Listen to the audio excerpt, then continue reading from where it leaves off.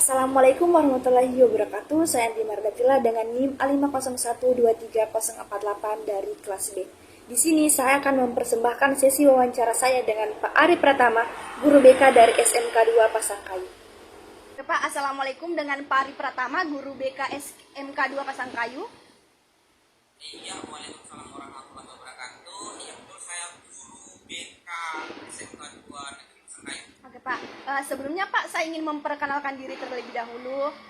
Perkenalkan, nama saya Andi Mardatila Pak, bisa Bapak panggil Tila. Mahasiswi program studi bimbingan dan konseling di Universitas Tadulako. Oke, iya Batila, saya panggil Batila ya. Iya, tujuan saya ingin mewawancari Bapak adalah ini itu salah satu tugas UTS dari matkul saya Pak, mata kuliah saya Pak. Tugas UTS Pak. Di sini saya mengucapkan banyak sekali terima kasih kepada Bapak karena sudah setuju untuk saya wawancarai Pak. Terima kasih. Oke Pak, untuk mempersingkat waktu kita langsung ke pertanyaan saja. Oke Pak, untuk pertanyaan pertama nih Pak, berdasarkan program BK yang Bapak susun, apakah sudah memiliki atau mengaitkannya pada landasan BK? Oke, landasan BK ini yang landasan, tolong koreksi kalau salah ya. Iya Pak. Iya, landasan Pak. Filosofis, kemudian landasan psikologis, Iya. dengan landasan spiritual ya. Iya Pak, ada juga yuridis. Ada psikologis. Iya Pak, ya betul. Untuk program BK-nya, pertama saya jelaskan dulu program Pak. BK di sekolah kita itu apa saja ya. Iya Pak. Jadi program BK di SMK 2 Pasangkayu itu dimulai dari ketika pertama kali anak-anak itu masuk di SMK 2 Pasangkayu. Ketika mereka masuk, itu program BK mulai. Oh iya Pak ya. Program BK itu dimulai dengan asesmen diagnostik. Asesmen diagnostik ini kita mendiagnosa kondisi psikososialnya anak-anak yang baru masuk. Jadi mungkin Gila ketika pertama kali masuk dulu waktu di SMA tidak pernah dites atau tidak pernah diukur seberapa matang kondisi psikososialnya. Oh iya Pak, belum ya tidak Pak. Yang meliputi tingkat kecemasan, tingkat emosionalnya seperti apa. Nah, kalau di SMK 2 kemarin itu kita mencoba untuk mengukur kondisi psikososialnya. Kemudian setelah di asesmen itu banyak lagi program-program BK-nya lagi, misalnya ada layanan curhat. Oh ya. Jadi kan seperti konseling saja ya. Iya Pak ya. Jadi dilakukan oleh BK. Kemudian ada juga programnya itu adalah penyusunan pembinaan bagi anak-anak yang memiliki kebutuhan. Ya, jadi misalnya anak-anak itu yang punya berdasarkan asesmen atau berdasarkan pengamatan mereka itu punya tingkat kestabilan emosi yang tidak stabil. Misalnya ada orang yang sering atau gampang sekali terpancing emosinya, atau mudah untuk memukul, atau apapun itu, kita menyusun program berdasarkan kebutuhannya dia apa. Ya, jadi bentuknya bisa pembinaan, jadi terbentuk dalam program. Jadi untuk mengurangi tingkat emosinya seperti apa. Kemudian ada juga kita programnya kita itu terakhir makan siang. Jadi hampir setiap siang saya selaku BK-nya itu mengambil atau memilih secara acak anak-anak untuk diajak cerita, apapun ceritanya.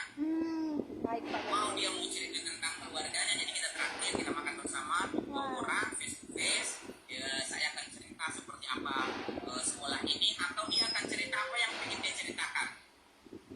Nah, dari situ masuk ke pertanyaannya tadi Mbak. Iya. Mbak Dila ya. Iya. Apakah program BK yang disusun itu memiliki atau mengaitkannya pada landasan BK? Iya. Awalnya tidak. Oh iya Pak ya. Ketika kita melihat apa sih landasan BK itu, ternyata program-program yang disusun oleh BK di sini itu bisa semua untuk dikaitkan dengan landasan BK. Misalnya kita ambil contoh Ya, Pak, ya. program ya, asesmen diagnostik. Jadi itu adalah program BK asesmen diagnostik untuk mengukur tingkat kondisi psikososialnya. Kalau kita kaitkan itu dengan landasan BK, maka dia bisa masuk ke dalam landasan psikologisnya untuk mengukur bagaimana tingkat psikologisnya, ya kan?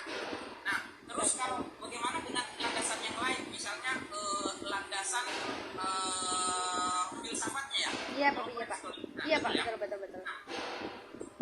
Itu tidak menjadi program, tetapi itu menjadi pola pikirnya.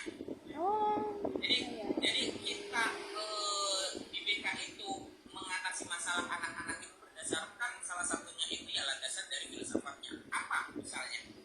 Satu, saya tidak tahu di sekolah lain itu apakah pernah berpikir bahwa anak-anak yang masuk ke ruang BK itu adalah anak-anak yang tidak mampu untuk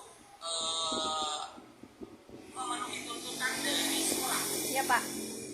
Misalnya, anak ini sering terlambat, Iya, Pak. anak ini tidak mau masuk ke kelas, ya kan? Anak ini selalu mengacau di kelas, tetapi sekolah itu menuntut untuk anak ini menjadi anak yang baik. Betul betul Iya Pak. kan? Iya betul. Tetapi landasan filosofisnya seharusnya kita berpikir bahwa ya memang anak itu datang ke sini dengan tidak baik-baik, bahwa anak itu datang ke sini tidak sama rata semua dia punya kondisinya itu. Anak yang datang ke sekolah itu bukan semuanya anak yang moralnya dari segi moralnya itu memang punya standar yang baik, tetapi ada juga anak-anak yang punya moral yang memang kurang baik. Iya Pak ya. Nah, landasan filosofisnya adalah apa? Landasannya filosofisnya justru harus sekolah itu atau BK itu harus mampu memahami bahwa anak ini butuh sekolah, anak ini butuh konseling. Iya Pak, betul Karena betul. pada hakikatnya kita sebagai sekolah itu adalah, apalagi di BK itu diminta untuk memaksimalkan potensinya anak ini. Iya betul. Jadi anak Betul yang sekali Pak nakal, ya. anak yang nakal, misalnya kita umpamakan anak yang nakal, tuntutannya tinggi, dia sering bolos, harusnya kau tidak bolos, kau harus sholat syukur, kau harus kerjakan PR, kau harus masuk ke kelas. Tuntutannya tinggi. Dari BK harus mampu melihat bahwa anak ini bukan tuntutannya dilihat, tapi apa kebutuhan terhadap anak itu. Oh iya Pak. Untuk memaksimalkan potensinya. Nah itu bagaimana landasan filosofis mempengaruhi apa yang dipikirkan atau apa yang akan menjadi program untuk anak bermasalah ini. Jadi dia bukan dalam bentuk program, tetapi untuk melihat apa yang dibutuhkan oleh Iya Pak ya. anak ini. Iya. Peserta didik itu. Oke, terus landasan spiritual atau agama? Landasan berikutnya. Yang mana Pak? Kan tadi saya sudah coba paparkan landasan psikologisnya, landasan filosofisnya, landasan spiritualnya ya kalau saya tidak salah ya. Coba saya cross check kemarin. Oh ya, landasan religius. Apakah program BK itu bisa dikaitkan atau program-program di sekolah ini bisa mengaitkan landasan spiritualnya? Iya. Meskipun pada awalnya saya tidak akan berpikir bahwa ketika saya menyusun program BK itu harus dikaitkan dengan religius, tetapi saya melihatnya berdasarkan kebutuhan. Tetapi ketika sudah berjalan programnya dan ketika ada wawancara ini, saya bisa menyampaikan bahwa di SMK 2 Pasangkayu itu ada program yang landasannya itu berdasarkan spiritual. Oh, iya, Pak. Misalnya apa? Ini kami punya program, ini program religius, religius di sekolah kami. Kita itu setiap sholat zuhur itu ada ceramah. Oh iya Pak ya. Ada ceramah. Ya. Nah, terus bagaimana peran guru BK di situ? Peran guru BK itu adalah mengatur tema-tema ceramah sesuai dengan masalah-masalah yang sering muncul di lingkungan. Iya lingkungan sekolah Pak, di lingkungan sekolah. Iya. Iya, misalnya kita ambil contoh salah satu masalah yang paling sering terjadi itu adalah bohong atau dusta. Iya betul Pak. Iya kan? Nah, guru BK bisa mengintervensi kepada judul atau tema-tema apa saja yang dibawakan ketika ceramah itu. Misalnya ketika kita dusta merupakan ciri-ciri dari orang munafik dalam, kita kan muslim ya. Iya Pak. Betul. Dalam hadis diriwayatkan bahwa ada 3 ciri orang munafik. Salah satunya ialah apabila dia berkata dia dusta. Nah itu untuk cara kita mengontrol itu atau mengingatkan bahwa berbohong atau berdusta itu di dalam agamanya kita, dan kebetulan kebutuhan BK untuk atau mengurangi tingkat kebohongannya anak-anak. Iya. Jadi kalau dari landasan BK yang saya tahu baik itu spiritual, psikologis,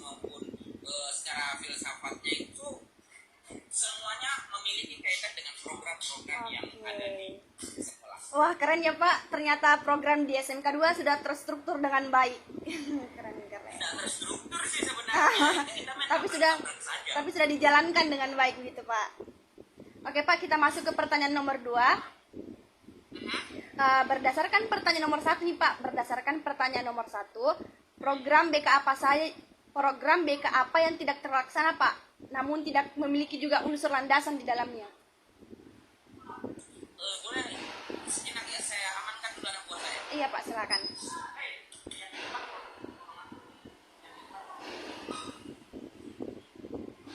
Coba diulangi tadi, program BK apa saja yang tidak apa? Tidak terlaksana. Iya Pak, betul. Program BK apa saja yang tidak terlaksana Pak, namun juga tidak memiliki unsur landasan BK di dalamnya? Apa ya, kalau program BK yang tidak terlaksana sih saya kira ada banyak ya. Oh iya Pak. Bahwa program BK itu harus bisa menjangkau banyak orang, Iya. anak-anak. Sementara yang saya lakukan itu hanya menjangkau pada anak-anak yang memang kelihatan punya masalah. Oh iya. Padahal setiap anak pasti punya masalah, Iya, hanya betul. saja mungkin tidak terlihat, Iya Pak, iya. ya kan? Tetapi yang bisa kita lihat itu yang bisa saya selesaikan saja. Misalnya ada anak-anak yang kita tidak tahu ternyata dia punya masalah dengan keluarganya, Iya, yang Pak. tidak lihat, maka itu yang tidak bisa saya kerjakan. Kemudian juga program berikutnya yang tidak jalan juga sih tentang konselor individu itu. Jadi saya jadwalkan anak-anak untuk konselor individu Iya. mengembangkan potensinya dia. Iya, Pak, Sesuai betul. dari karir kelas Iya, Pak. 12 ini ya. Iya. Kelas 12 kan kalau di SMK itu yang menjadi utamanya itu adalah bagaimana dia bisa lanjut bekerja. Iya Pak, iya. Hanya saja saya tidak bisa menjangkau semua masalahnya, itu memberikan konseling terhadap karirnya dia. Iya Pak, betul. Apakah di situ ada atau tidak? Saya kira kalau untuk jenjang karir itu di situ itu belum masuk deh, kayaknya belum masuk, baik itu dari segi psikososial, landasan spiritual maupun landasan filosofisnya. Oke Pak, oke. Itu sih. Oke Pak, kita lanjut ke nomor 3 Pak. Berdasarkan program yang Bapak susun, landasan BK apa yang paling menonjol? Berdasarkan landasan filosofis apakah yang memiliki pengaruh terkait program dan bagaimana Iya Pak, dampaknya yang terhadap paling siswa? menonjol Pak, yang paling menonjol. Ya, berdasarkan landasan filosofis landasan apa yang paling punya pengaruh? Iya, Pak. Itu kalau menurut saya filosofis dengan psikososial sih, psikologisnya. Oh iya. Ya, mengapa? Yang pertama, kenapa filosofis, saya berpikiran bahwa setiap anak itu butuh kita untuk mengoptimalkan potensinya. Setiap anak itu butuh guru untuk membantu dia menyelesaikan masalah-masalahnya. Nah, di situ peran landasan filosofis sebagai guru BK bahwa kita harus bisa mendorong dan membantu anak-anak ini menyelesaikan atau fase-fasenya dia, masalah-masalah yang ada dalam fasenya dia, memberikan pertimbangan terhadap masalahnya dia. Jadi kalau menurut saya landasan filosofis itu yang paling diantara misalnya spiritual, Iya. sosial. Iya. Sosial nanti kelihatan ada anak ini yang selalu mundur. Nah itu dia lebih temporal, artinya lebih kepada kasus per kasus baru bisa. Tetapi kalau landasan filosofi di setiap masalah atau layanan atau apapun yang dilakukan BK pasti dilandasi pada landasan filosofis. Oh iya Pak, oke, baik. Terus kalau dampak nyatanya terhadap siswa, satu, Iya Pak. anak-anak itu mau bicara atau mau terbuka dulu kepada kita. Oke. Pintu pertama untuk menyelesaikan atau membantu mereka melewati fase masalah mereka itu adalah mereka percaya dulu sama ibunya. Iya Pak, iya. Ya, guru ini bisa jadi tempat saya cerita. Iya Pak,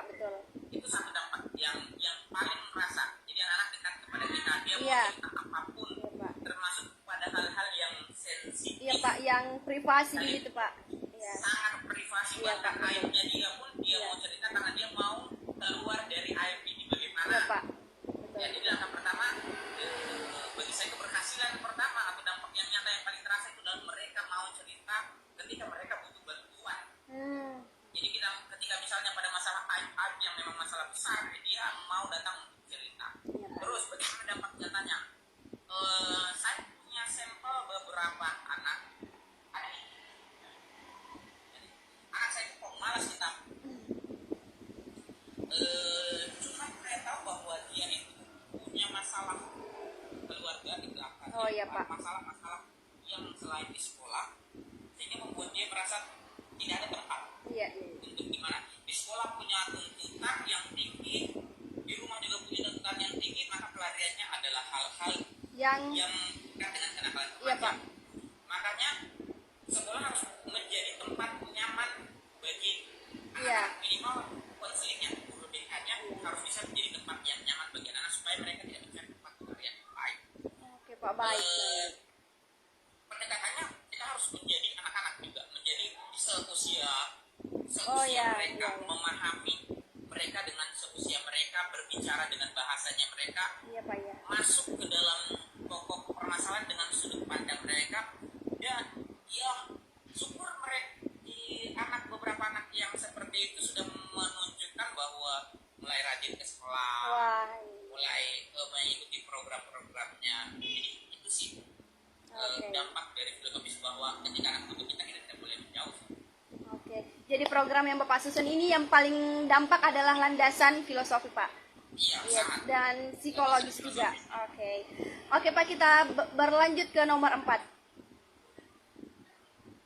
Berdasarkan landasan filosofi, apakah memiliki pengaruh terkait program dan bagaimana dampak nyatanya? Oh, ternyata sudah Bapak jelaskan tadi. Ya, Oh ya, oke. Oke, kita lanjut saja Pak ke nomor yang terakhir nih Pak. Apakah landasan BK sudah menjadi pedoman pada program kerja serta kegiatan pendukung BK? jujur tidak. Saya justru nantinya ketika ketika kita baru kontak-kontakan seperti itu, bahwa ada wawancara, saya baru pelajari, maksudnya saya baru sedikit baca tentang landasan BK. Kok ternyata apa yang saya kerjakan itu sebagian besar sudah menjadi landasan dalam ilmu konseling. Iya, Pak, Karena betul. belakang saya bukan memang konselor, Oh iya iya. cuman saya punya pengalaman mengelola kesiswaan di SMP Al-Azhar Bogor Palu yang menurut saya program BK-nya itu menjadi percontohan. Iya Pak, Dan iya. saya banyak berkutat terhadap masalah-masalah anak, masalah orang tua. Nah dari situ kemudian kita juga ikut selain pengalaman praktis, kita juga ikut pelatihan-pelatihan dari pemerintah melalui program Ayo Guru Belajar tentang pendidikan keterampilan hidup. Jadi kalau sekarang ini bukan BK nama mata pelajaran, tetapi pendidikan keterampilan hidup. Oh Nah iya. dari situ saya belajar untuk menyusun program yang jelas. Programnya itu adalah apa yang menjadi kebutuhan si anak itu. Anak ini butuh teman curhat, ya kita dengar, jadi pendengar. Anak ini butuh ini, ya kita begini. Anak ini emosinya tidak stabil, ya kita buatkan program untuk mengontrol emosinya. Jadi kalau apakah landasan BK sudah menjadi pedoman pada saat pertama kali menyusun program itu, tidak. Iya Pak ya. Justru yang menjadi landasannya itu adalah kebutuhan. Nah tetapi ternyata kebutuhan peserta didik itu berkaitan dengan landasan filosofisnya. Iya, Jadi iya, iya. kembali lagi ke pertanyaan 3 tadi, apa yang menjadi landasan utama dalam penyusunan program BK? Ternyata Landasan adalah filosofi. landasan Iya Pak. Iya. Oke. landasan filosofis dan psikososial. Oke Pak. Terima kasih banyak Pak. Terima kasih banyak sudah menjawab pertanyaan saya dengan sangat baik dan mudah saya pahami. Semoga bisa bermanfaat untuk saya dan Bapak juga. Kiranya ini bisa saya jadikan pelajaran Pak. Terima kasih untuk ilmunya. Oke, jangan segan-segan untuk berdiskusi dengan guru. Iya Nah, Pak. ini saya tidak tahu direkam atau tidak, tapi kalau direkam tolong sampaikan ke gurunya nomor. Saya tidak tahu apa yang terjadi di mana namanya di dunia perbelahan, tapi belajarlah untuk secara praktis mempelajari masalah-masalah yang ada di situ. Iya Pak, betul-betul. Oke. Sebelum saya tutup Pak, di sini saya ingin menyampaikan harapan untuk BK di SMK 2 Pasangkayu Pak. Semoga lebih berkembang ke arah kematangan dan kemandirian Pak, dan juga semoga adanya program BK yang Bapak susun bisa membantu peserta didik untuk lebih mengembangkan dirinya lagi dan potensinya lagi, agar bisa bermanfaat untuk dirinya sendiri dan orang lain Pak. Oke. Oke, terima kasih banyak Pak. Terima kasih banyak Pak. Saya tutup ya Pak. Terima kasih. Wassalamualaikum warahmatullahi wabarakatuh. Terima kasih. Saya tutup Pak ya. Thank you. Baik, setelah sesi wawancara saya tadi kepada Pak Ari Pratama, dapat saya tarik kesimpulan bahwa ternyata dengan adanya BK, bahkan program BK di sekolah sangat berpengaruh kepada peserta didik.